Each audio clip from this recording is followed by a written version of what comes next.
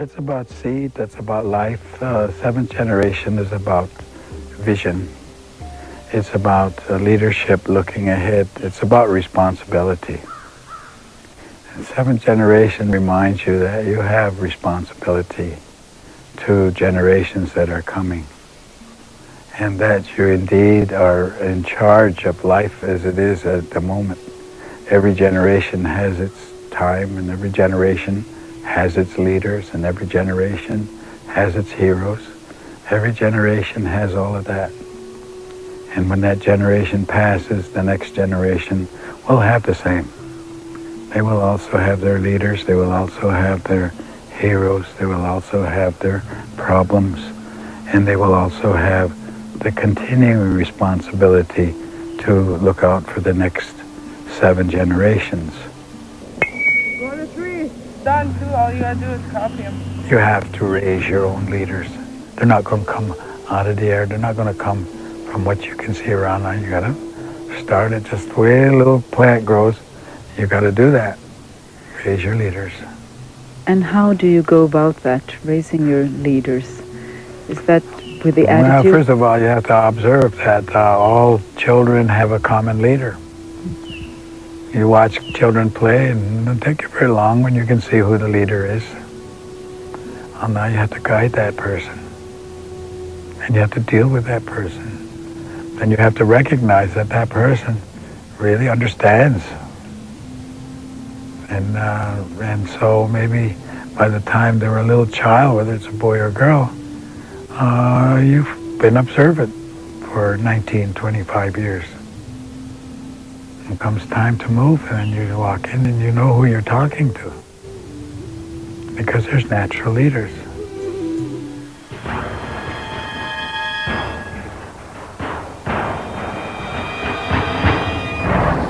The most important thing I would think is that the leadership change their values from power and authority to responsibility. I don't think, as in the United States, they have a Bill of Rights, that they added on to the Constitution of the United States. And I think that should have been a Bill of Responsibility, not a Bill of Rights. Because people talk about their rights, but they never talk about their responsibility.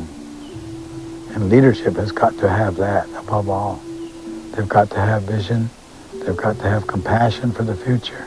They've got to make that decision for the 7th generation. That's not just a casual term. That's a real instruction for survival. Animal, every bird, every nation, every plant has its own area to be.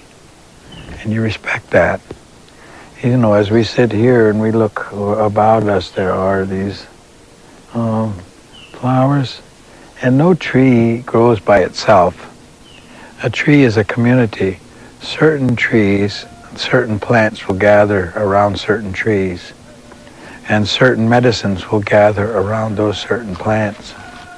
So that if you kill all the trees, if you cut all the trees, then you're destroying the community. You're not just destroying a tree, you're destroying a whole community that surrounds it and thrives on it, and that may be very important medicine for people or for animals.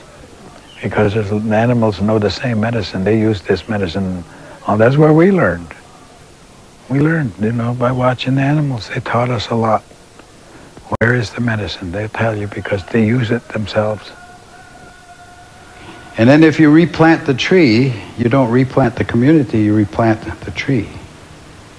So you've lost a community. And if you clear cut, which is what's happening in America and Canada a great deal these days, and I guess around the world, then you are really a very destructive force. And simply replanting trees is not replanting community. You lost a lot in the process. If you don't understand that, you will. And that understanding comes in a very difficult manner. That of the 100 dominant economic units in the world today, the 100 largest economic units, and that's the word they used was units. 49 are countries and 51 are corporations. Now, you digest that for a second.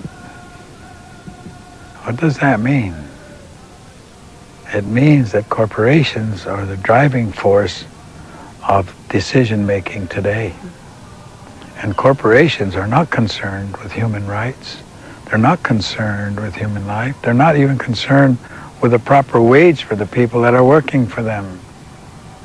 So what kind of decisions are going to be made on our behalf by this economic power, these corporate states, I call them? Oh, there's going to be hell to pay, as they say, for some of the things that are going on now. So I think that people have to become aware and become awake, and not, and power is always in the people's hands, authority. They need to come of one mind, and they need to challenge the values that are being shoved at them today, because this has become a consumer society.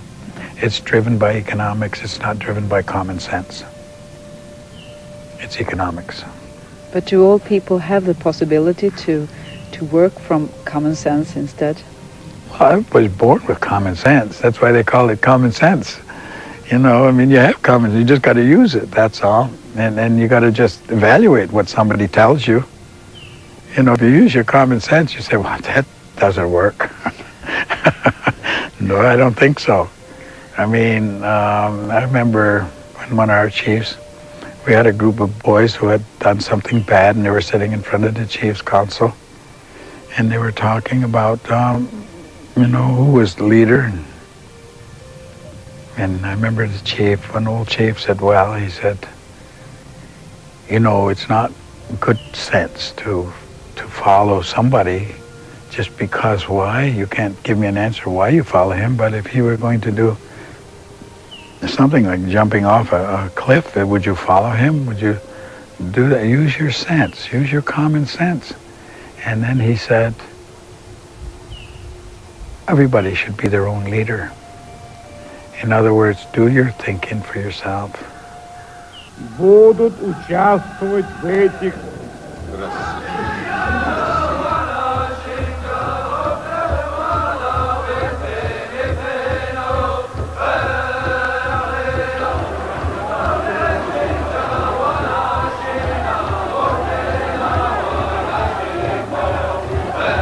I had no prior knowledge of the Watergate break.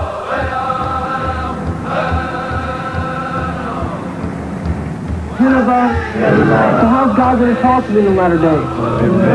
And who's going to bring that book? There will be no excuses. Now we see flames. There are flames coming out of it. The compound is on fire.